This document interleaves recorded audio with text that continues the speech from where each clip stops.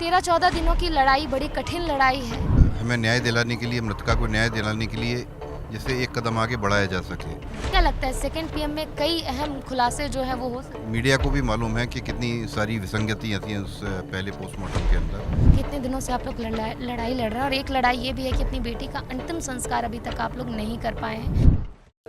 ट्विशा शर्मा की मौत के मामले में आज एक बड़ा और नया अपडेट है। इतने दिनों से जो ट्विशा की फैमिली का संघर्ष चल रहा था, उनकी जो मांगे थी कि यानी कि ट्विशा का सेकंड पीएम किया जाए, आज वो होने जा रहा है। हम मॉर्चरी के बाहर मौजूद हैं और यहाँ पर हमारे साथ उनके चाचा जी लोकेश शर्मा जी हमारे साथ मौजूद हैं। हम उनसे बातचीत करते हैं। 13-14 दिनों की लड़ाई बड़ी कठिन लड़ाई है। अपनी बेटी के न्याय दिलाने के लिए लड़ाई आप लोग लड़ रहे थे। आज सेकंड पीएम होने जा रहा है। डिस्ट्रिक्ट कोर्ट से आप लोगों को निराशा मिली, लेकिन हाई कोर्ट ने आप लोगों को पूरी मदद की, मध्य प्रदेश सरकार ने मदद की और यहाँ तक अब सुप्रीम कोर्ट ने मामले में संज्ञान ले लिया है। क्या कुछ कहना है, कितनी राहत मिलते नजर आ रही है? सबसे पहले आभार माननीय सुप्रीम कोर्ट का, माननीय मुख्यमंत्री जी का, जिन्होंने संज्ञान लिया और हमें न्याय दिलाने के लिए, मृतका को न्याय दिलाने के लिए जिससे एक कदम आगे बढ़ाया जा सके। क्या लगता है सेकंड पीएम में कई अहम खुलासे जो हैं वो हो सकते हैं? निश्चित तौर पे ज्ञानी लोगों द्वारा, अब ये गुणी लोगों द्वारा किया जाएगा सेकंड पोस्टमार्टम।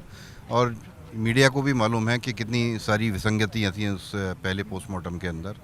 हाइट अगर सही तरीके से मेज़र नहीं की गई, चोटों का सही तरीके से उसमें विवरण नहीं दिया गया है कि ये चोटें किस तरीके से आ सकती हैं, तो बहुत सारी उसमें विसंगतियाँ थी पहले पोस्टमार्टम में। इसीलिए दूसरे की डिमांड की गई थी कि जो आज इस रूप में पहुंची है कि जो आज सेकंड पोस्टमार्टम किया जा रहा है। सर, आखिरी और अंतिम सवाल ये है कि इतने दिनों से आप लोग लड़ाई लड़ रहे हैं और एक लड़ाई ये भी है कि अपनी बेटी का अंतिम संस्कार अभी तक आप लोग नहीं कर पाए हैं इस लड़ाई के चलते।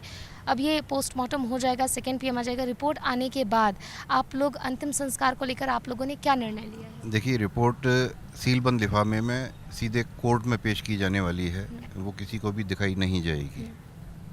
जो भी उसके अंदर की फाइंडिंग्स होंगी वो कोर्ट के अंदर आके ही निकलने वाली हैं।